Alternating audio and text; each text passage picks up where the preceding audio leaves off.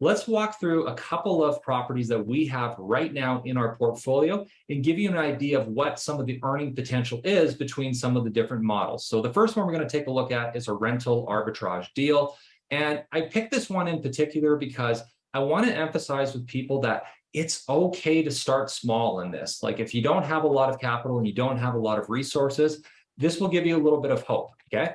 So here is a 2-bed, 1-bath basement suite that is in, and it's funny, you might not think there's a lot of money in basement suites. We have about almost 20 of these in our portfolio, just because they're very common in our area. It's about a third of our portfolio is basement suites, which sounds pretty nuts, but it does incredibly well. So, go where the cash is, right? And if it works, then just multiply what works. Okay, so I like to call these our block and tackle listings because they're not super sexy, but they're just consistent income and money generators. So this listing in particular, we actually got this set up.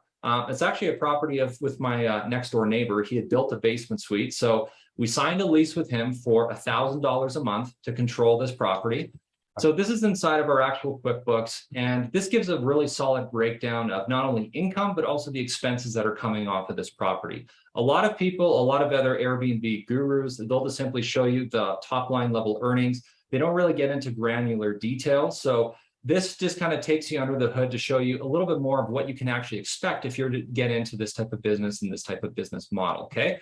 So again, this is a rental arbitrage deal. We are renting this basement suite for $1,000 a month, which you can very clearly see right here. Rent or lease of buildings, very consistent across the board.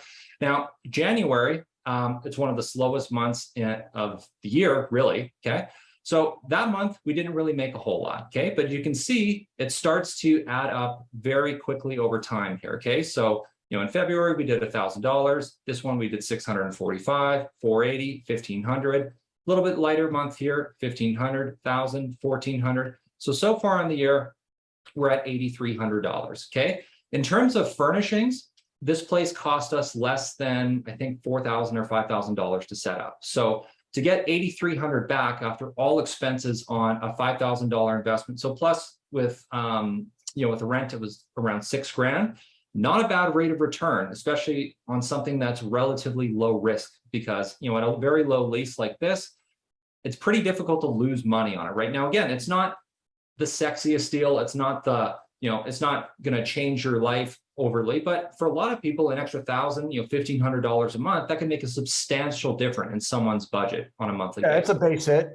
You get 10 of these, you're sitting at $8,300 a month. 100%. Yeah. Easily. And I mean, that's a 6-figure income, right? So when we first got going, we actually didn't know any better of there being an alternative way to get into this industry. So we started with rental arbitrage. We were funding all of our own furnishings. And to be fully transparent, we got to a point where we actually started to run out of capital to expand further. So we were sitting around one day and wondering, well, shoot, we want to be able to grow fast. We want to be able to continue expanding. How are we going to do it? Then we identified as like, well, wait a minute. If we could figure out a way to actually not have to sign leases, not have to pay deposits, and not even have to pay for furnishings, what would that look like? And because we asked the question, that's when some of the answers started coming into us. And that's when we really discovered and really honed in what we call our partnership model. Now, I'm going to show you this next property here. So obviously, a little more upscale, right? A little bit different of a house. A little bit different, right? But how this deal works is rather than signing a lease with the owner, we actually persuaded them to pay for all of the furnishings, to take on all of the startup costs, and we didn't have to take on any leverage or anything at all in order to get into this deal. In fact, we actually have zero financial investment in this particular property. And you have to see the background as well of, why a homeowner would do that. Like this particular investor, they don't live in Edmonton. They don't live in the town. They needed someone to take care of it locally. Like we took this from start to finish. We were able to get our designer in here, like monitor the setup, get it all staged and ready, but we still have $0 in on it. So this is how they are able to get the most out of their investment and have it taken care of when they don't even live in the same province. And a lot of our investors don't even live in Canada either. So this is really, a whole different level and a whole different model that can work for, the right kind of investor as well. And the reason why I just want to clarify for our viewers that this is not a Canada-centric business model. This is something that works whether you're really, you can be almost worldwide, I would imagine. But your focus and most of your clients, I imagine, are North America, right? So US and Canada. Correct. Yeah. So probably 95% of the folks we work with are actually not Canadian at all. Majority of them are in the United States. So what we like to teach on and focus on with our students is what we like to call evergreen business principles. So it wouldn't be very helpful or relevant if it only worked in one area and not another area, right? Now, in this particular case, a lot of folks might be asking, well, why the heck would someone want to do that? And because we're able to help them accomplish their goals with this property. So they wanted to get into short-term rentals themselves, but they just simply didn't want to do the work. They didn't want to handle the management. They don't want to talk to guests. They don't want to handle dealing with cleaners or any of the maintenance issues that come up. So a company like us that takes all of that off their shoulders, that's how you can see really quickly, it's a win-win scenario. Okay, so we just simply said, look, if you simply agree to pay for the furnishings up front to get this place staged and ready to go, we can help you significantly increase your income on this property compared to what you would get by just simply renting it to a long-term tenant. Let's dive into some of the numbers on this particular property. Now, this is a little bit different, right? So on our basement suite here, we're on track to maybe do, I don't know, 28 grand on it this year, something like that. This property, as you can tell, as it's much higher end, we're starting to see, very significant numbers from a revenue standpoint come through. Okay. So as you can see here, when I dive into the, we don't have a lease on this property. Okay. So there is no overhead that we're essentially taking on here. All that's happening is we are splitting on the amount of profit that we are generating for the homeowner so that they're able to increase their income, but it's a way for us to increase our portfolio without taking on any risk. So essentially we signed a piece of paper to then make profit month one, which is pretty incredible. So this has just completely changed the model of how we can grow and scale, because it's how many pieces of paper of management deals can you sign until you hit your income goal? Okay. So that just takes the scalability of this huge when you don't have any, financial income and risk coming into your business at this point. So you can take a look here. So far on the year, this property has generated for our portfolio personally around $20,000. Now, you can take a look, like the month of August, obviously one of the best months of the year, we did almost $20,000 in revenue on this property. And on a property that we did not own or control, our business took $4,200 in income. So $4,200 in income on something we have zero financial investment in, it's not bad, depending on how much time you put in. What would you estimate in the month of August you dedicated towards time commitment in this? Well, we actually had, in this property in particular, we had a longer term guest booked. So I would say zero. Like this one had a long-term tenant, like guests actually stay at the property for that month of August. So maybe 5 minutes starting at the initial booking. A lot of this gets handled by our team now. So us personally, very little to almost no time, but from the team, I can't imagine it took them that long to oversee this. Maybe there was a few questions that came in. Maybe there was a few inquiries, of simple requests, but it didn't take a lot of time, I'll tell you right now. So, and that's why we want to set it up with the right team members, making sure you have, coverage for messaging, coverage for the cleans, coverage for the handyman, having, a channel manager, the softwares, all those little details. So you can have bookings come in like this that create, $4,000 a month potentially. And then of our portfolio where we've been able to grow and scale it, we are now at 50 properties. So we just showed you 2 properties. One is a rental arbitrage, one is a partnership. We are now at 50. So you can just see the exponential growth of this and where we've even taken it within the last 3-4 years of our business. So just to be clear, people can do this on their own. You did it on your own. You had full-time jobs. You've essentially architected this from scratch, which took a considerable amount of your time and effort, building something that you feel can be replicated by a lot of different personality types, a lot of different starting points, a lot of different financial circumstances. And that's what you're ultimately selling. So what you're selling is the shortcut. You don't necessarily want people who are looking for hand holding to go out and have to go through all the painstaking effort that you did to sort of create this, and you're giving away the shortcuts for the price of the tuition of your membership. And like I said, right now, the price of that tuition is just under 10K. That's a discounted price. That's considerably down from your retail price. And you do that because of our relationship for the past couple of years. We've helped each other a lot, and we really are grateful to you for that. Obviously, prices can't stay where they are forever as long as you keep enhancing the quality of the service. I think you're talking about going from the 4-month membership to maybe even a longer membership term. So there's a lot that's going to be coming with those price increases. Do you grandfather people in if they're getting in early and there are enhancements? Do you include those enhancements to people that were to sign up, say, before the end of the year?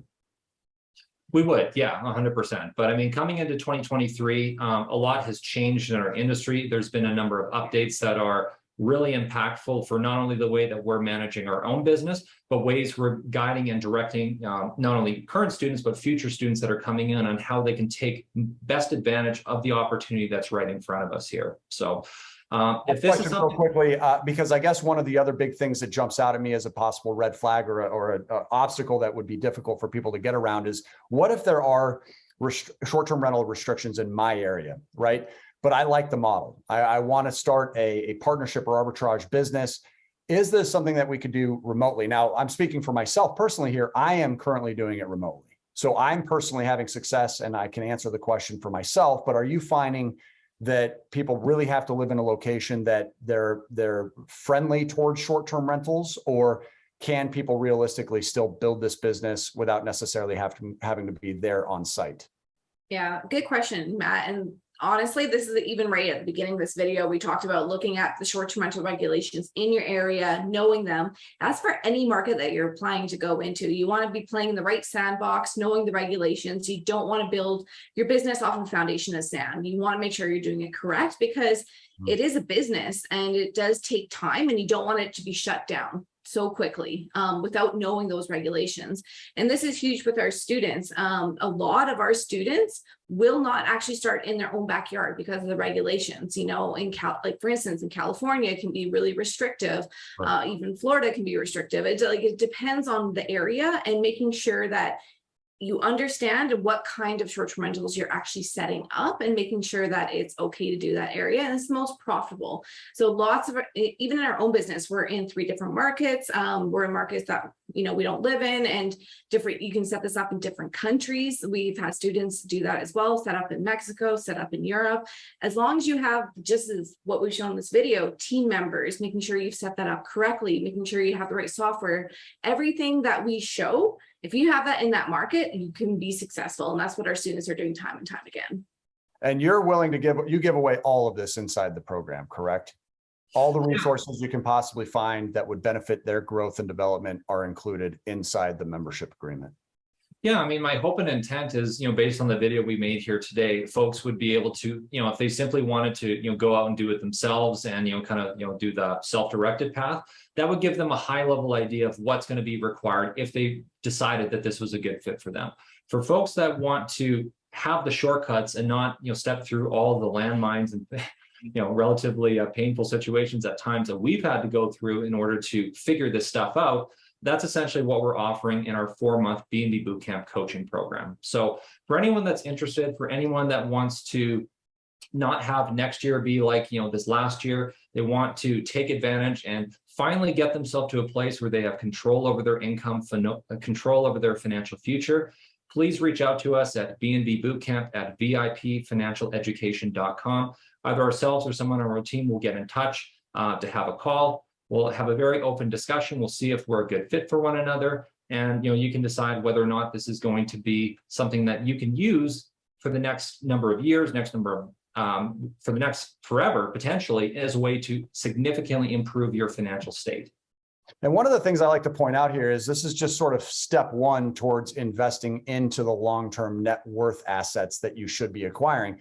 I agree with you. I think long-term rentals, real estate investing in general, is more of a long-term solution than it is a short-term. I've never invested in long-term rental real estate and felt the needle move. In fact, there are days where I wonder, is this making me broke? It's not until 10, 15, 20 years down the road where I say, okay, now I get it. And it begins to pay off. But I've never rented a catamaran in Greece because of my long-term rentals. You have to have a significant number of properties in most cases before that can happen. I do know a very small few that have, but the reality is, in as many years as I've been in the real estate investing world and surrounded by the communities, there's just not a large number of people that ever accomplish that. So I think this is a great short-term net cash flow solution that then, look, you take 50 properties that are performing as well as either one of those two that you have, and you're left with $50, $75, $100,000 at the end of each month in net cash flow after all of your expenses are paid. It becomes a different problem. The problem then becomes, well, what do we do with all this money? And then you can go out and acquire your own rental real estate. It's not that we're saying you shouldn't be buying and owning your own. It's that solve the short-term net cash flow equation before you acquire, and you'll find the buy and hold process of real estate investing is so much easier, so much safer. You don't feel like you're pinching every single penny in order to just get by each month. You have a lot of leeway and safety nets in place if a tenant is not paying on time, if there's damage that's unexpected, you have vacancies that pop up, you can handle it, you can absorb it. A lot larger down payments, better cash flow rates. There's just so many reasons to get the short-term cash flow solutions in place first, and then worry about investing into your own properties down the road. So this, to me, again, is by far the single most exciting short-term net cash flow solution that I've personally found, with little to no money out of pocket, with all this upside potential. And we're going to continue to bring people on the channel that share their examples. I'm going to see if I can't get the individual that we talked about at the top of the show on here to share his story and maybe give us some additional detail behind what he's accomplished in the last 19 months. And we'll come on and talk more about what we've done too. It's very exciting. I'm living proof. Like I said, by the end of next year, I fully intend on pulling out over $1 million myself personally in profits that will be my personal distributions. And I couldn't be more happy with you guys. So thank you again. Anybody that's listening, if you do want to find out if this is a good fit for you, one last time, it's BNB Bootcamp at VIPfinancialeducation.com. That'll be in the description below. Check out the other videos that are down there too, that showcase more examples of what Michael and Katrina have accomplished, not just for themselves, but with other folks also. And until we see you on the next video, guys, thank you again so much. Congratulations on your little baby there. Such a little princess. And obviously being born into a pretty good life. We can tell that already. So I'm sure she'll be more than spoiled. But thank you again, guys. I'm really happy to have you here again. And until next time, everybody, make it a great day and keep on cash flowing. Take care.